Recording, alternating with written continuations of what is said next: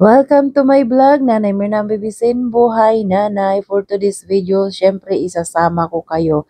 Ito nga pala ang aming travel from Calbayog to Manila. Dahil pupunta nga tayo ng Hong Kong at syempre kailangan maaga tayo. Hindi nga kami tawag nito, magta-transit. Mag-stop over kami sa Manila. Maaga nga kami dito kasi imimit ko yung anak ko sa Manila. At dito nga wala pa kaming almusal, mabuti na lang dito sa airport ay mayroon sila mga coffee shop at pwede ka rin bumili ng pagkain.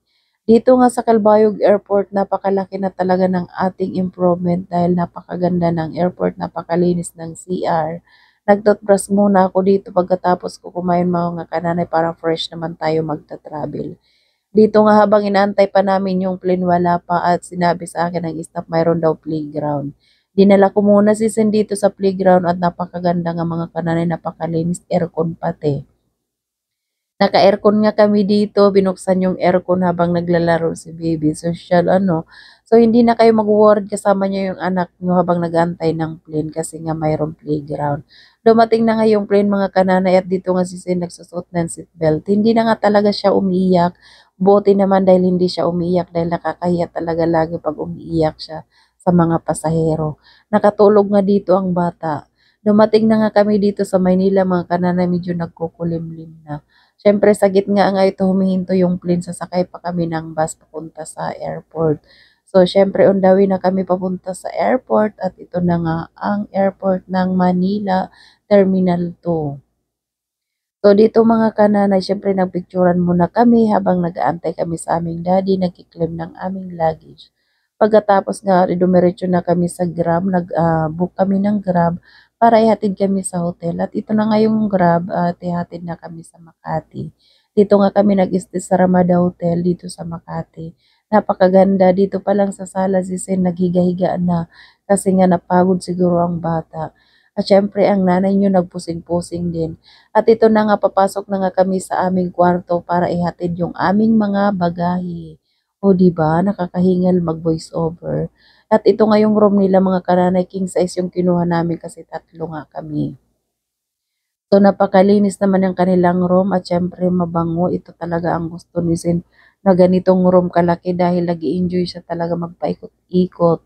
At syempre dahil lang mamadali nga kami parating na yung anak ko at wala na kaming oras dahil kailangan namin magpahinga ng maaga dahil maaga pa kami bukas magta-travel from Manila to Hong Kong dahil papunta nga tayo ng Hong Kong.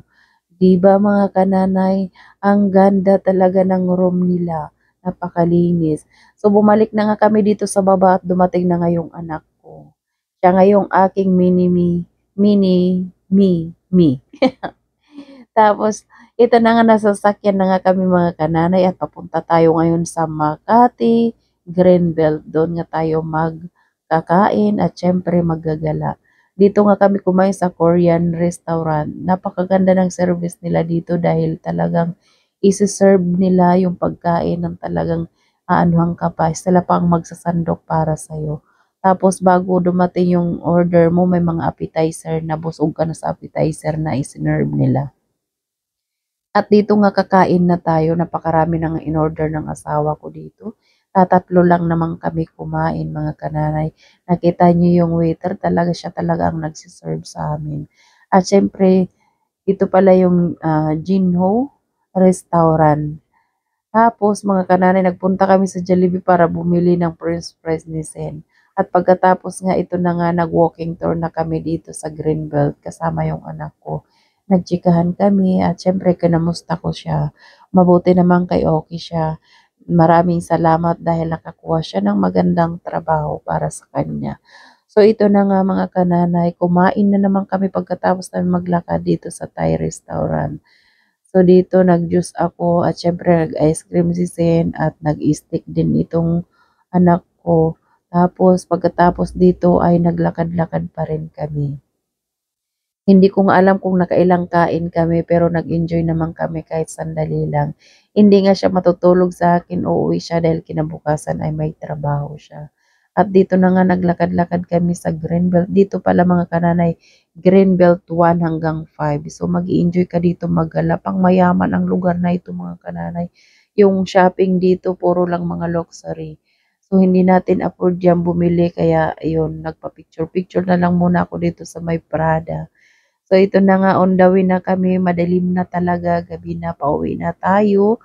At syempre, maraming salamat sa mga nag-like, nag-follow sa aking reels, nagsusupport at nandito na nga kami sa hotel. At ito nga, yung anak ko, nagchika-chika pa kami, nagbanding kami ng konti. At yun lang po to this video. Thank you so much for watching and bye.